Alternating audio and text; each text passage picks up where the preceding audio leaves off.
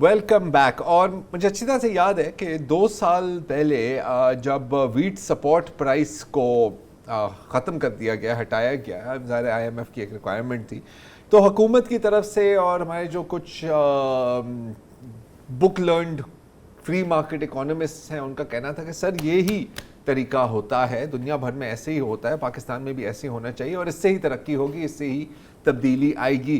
تو میں آپ دونوں سے سوال پوچھنا چاہ رہا ہوں، لیکن چودھری صاحب میں آپ سے آغاز کروں گا.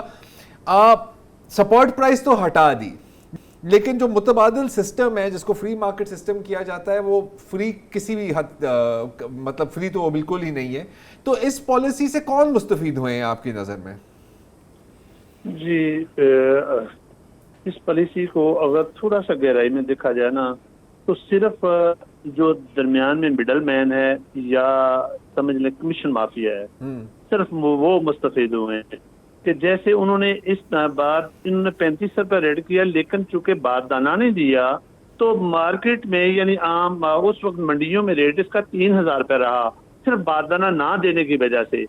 اور اس کا فائدہ کس کو ہوا کہ فوری طور پہ جو مافیا تھی، جن کو علم تھا کہ اس وقت گندم کا بحران پیدا ہو رہا ہے، انہوں نے ہزاروں ٹنوں کے حساب سے گندم خرید کے جناب اسٹاک کر دی. اب انہوں نے خریدی ہوئی ہے 2900 3000 3100 روپے من کے حساب سے. تو آگے گورنمنٹ کا ریٹ تھا 3500. زمیندار تو بیچارہ دیکھتا رہ گیا کہ ہمیں کچھ اس کا بیگ ملے، سرکاری باردانہ ملے، ہمیں کچھ دام بتایا جائے کہ کدھر دے کے جانی ہے. پالیسی بتائی نہیں گئی. یعنی جب گندم پنجاب کی ختم ہو گئی تو اس کے بعد انہوں نے کہا کہ ہم اس کو خریدیں گے، اور وہ خریدتے بھی کن سے رہے؟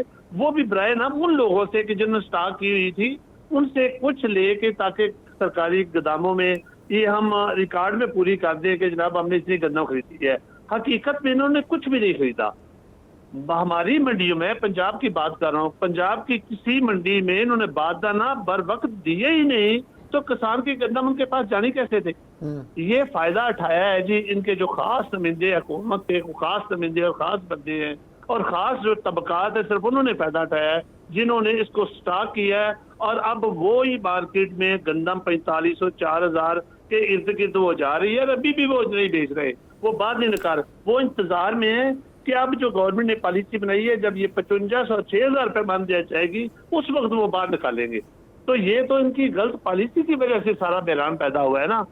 گندم ہاں یہ ضرور ہے، ہم کہہ سکتے ہیں کہ موسم کی تبدیلی کی اور سیلاب کی وجہ سے گندم کچھ کم پیدا ہوئی ہے، یہ ہم کہہ سکتے ہیں. لیکن نہیں، پھر بھی جتنی بھی پیدا ہوئی ہے وہ بھی غلط ہاتھوں میں گئی ہے. سرکار تو اس کو خرید ہی نہیں سکی. شاہ صاحب آپ کا کیا کہنا ہے؟ جی دیکھیں اس ملک کے اندر انفارچونیٹلی ہمارے پاس بیچ میں بہت سارے کیش رچ اور رینٹ سیکرز بیٹھے ہوئے ہیں، جیسے گدھے بیٹھی رہتی ہیں، اور انہوں نے کیلکولیٹر سامنے رکھے ہوئے ہیں. تو آپ بھی یہ کیلکولیشنز کریں گے نا تو وہ نمبر آپ زیرو گنیں گے کہ یہ صحیح دیکھ رہا ہوں میں یا غلط دیکھ رہا ہوں. جب وہ زیروز نظر آ جاتے ہیں نا آگے on the right hand side of the number, تو پھر خود کے لوگ بیٹھے ہوئے ہیں جو اس کا فائدہ اٹھا رہے ہیں. پچھلے 2 سالوں کے ساتھ یہ کوئی 1-2 ارب روپے کی بات نہیں ہے. This is running into, on conservative estimates, into hundreds of billions if not thousands of billions of rupees. اور ظاہر سی بات ہے اگر وہی پروفٹ اور رینٹ سیکنگ ہے، جو کیش رچ لوگ ہیں وہ اس سے بارہا فائدہ اٹھا رہے ہیں. انفارچونیٹلی پاکستان میں جو بھی پروڈکٹیو سیکٹرز ہیں ان کو کسی طریقے سے دبایا جا رہا ہے، اور نہ کنزیومر کو فائدہ دیا جا رہا ہے نہ ہی کاشتکار کو فائدہ دیا جا رہا ہے. یہ مزیدار بات ہے شاہ صاحب کہ جو لوگ ان پالیسیز سے فائدہ اٹھا رہے ہیں وہ پالیسی میکرز کے بھی انتہائی قریب ہوتے ہیں، اسی لیے شاید اس طرح کی پالیسیز بنتی ہے نا. مطلب کل بھی ہم یوسف نظر صاحب کے ساتھ بات کر رہے تھے، وہ بھی یہی پالیسی پروٹیکشن رینٹ سیکنگ ان کا جب ملاپ ہو جاتا ہے پاور کے ساتھ تو پھر جو اس میں سے جو بچہ پیدا ہوتا ہے اس کو ہم ایلیٹ کیپچر کہتے ہیں.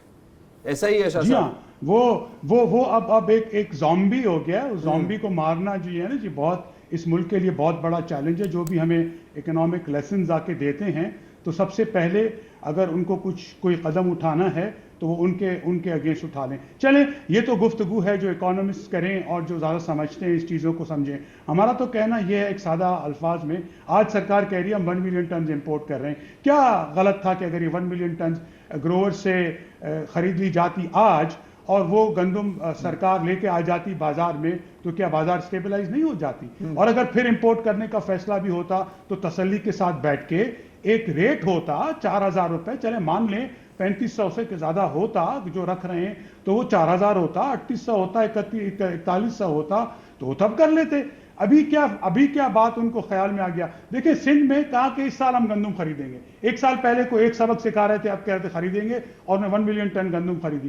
گندم اترنی ہے سندھ میں، مارچ کا پورا مہینہ پیک پہ ہوتی ہے، یہ دوسرے ہفتے اپریل تک بھی انہوں نے گندم نہیں خریدی، اور پھر پتہ نہیں 30-40 ہزار ٹن گندم رکھ کے بیٹھے ہوئے ہیں اور کہہ رہے ہیں کہ ابھی ہم 4,500 روپے کی گندم خریدیں گے پاسکو کے ساتھ۔ تو ظاہر سی بات ہے، ایک میرے خیال میں اس کے ساتھ ایک انکمپٹنس بھی اس کے ساتھ پارٹ پلے کرتا ہے، جو کہ لوگ جس کا فائدہ اٹھا رہے ہیں اس وقت۔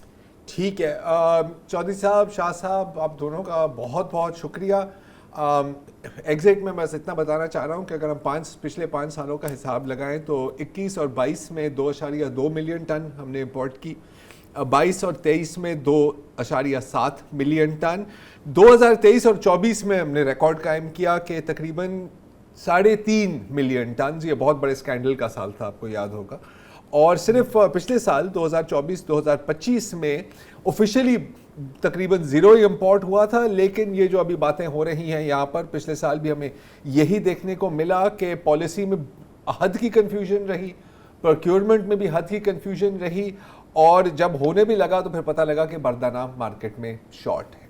یہ کم و بیش صورتحال۔ مسئلہ ایک یہ ہے، ہم بار بار یہ ہر دوسرے سال ہم یہ کور کر رہے ہوتے ہیں، تقریباً وہی باتیں ہو رہی ہوتی ہیں نا جی، اور میں انکریزنگلی یہ فیل کر رہا ہوں کہ جب ہم کہتے ہیں لیڈ کیپچر، نظام کی خرابی، تو وہ لوگ جو فیصلے کر رہے ہوتے ہیں بیٹھے ہوئے، وہ تو انڈیویجولز ہیں نا، وہ تو لیونگ آفیشلز ہیں، مطلب وہ ان کے ڈیزگنیشنز ہیں، وہ یہ فیصلے کر رہے ہوتے ہیں، وہ آرام سے اس میں نکل جاتے ہیں۔ جی بالکل، ہم کہہ رہے ہوتے ہیں کہ یار یہ سرکار کا فیصلہ ہے، فلانے ڈپارٹمنٹ کا فیصلہ ہے، تو ادھر بھی تو کوئی somebody is calling the shots۔ Absolutely. اچھا، اور بالکل وہاں پہ جا کے ذمہ داری تعین نہیں ہوگی، اس کا تعین نہیں ہوگا، ان افراد کو جواب دہی نہیں ہوگی، یہ نظام یوں ہی چلتا رہے گا، مختلف پارٹیاں، مختلف بیوروکریٹس، سسٹم اپنی جگہ پہ قائم رہے گا۔ تو یہ جو بھی ہم بات کر رہے ہیں، یا جو شاہ صاحب نے بات کی یا چودھری صاحب نے بات کی، یہ تو آج کا تو قصہ ہے نہیں نا، اور لوگوں کو جب تک پن پوائنٹ نہیں ہوں گے، فکس نہیں ہوگی رسپانسبلٹی، تو ہم تو اسی دائرے میں گھومتے رہیں گے۔ ایسا ہی ہے، فکس رسپانسبلٹی اس لیے بھی نہیں ہوتی کیونکہ وہ کئی لوگوں کو اپنے ساتھ بھی رسپانسبلٹی میں شامل کر دیتے ہیں، اور فائدوں میں بھی اکثر ہم اور نے یہ جو آپ کہتے رہتے ہیں نا جی، عجیب کنفیوژن ہے، ہاں ویسے بات صحیح ہے، سوری یہ میرے سے پلانڈ کنفیوژن ہے۔ آپ کنفیوژن ہوں گے، جنہوں نے یہ کنفیوز کرنے والی پالیسی بنائی ہے وہ کلیئر ہیں، کنفیوز ہوں ان کے دشمن۔ ہاں بات صحیح ہے، وقفہ لے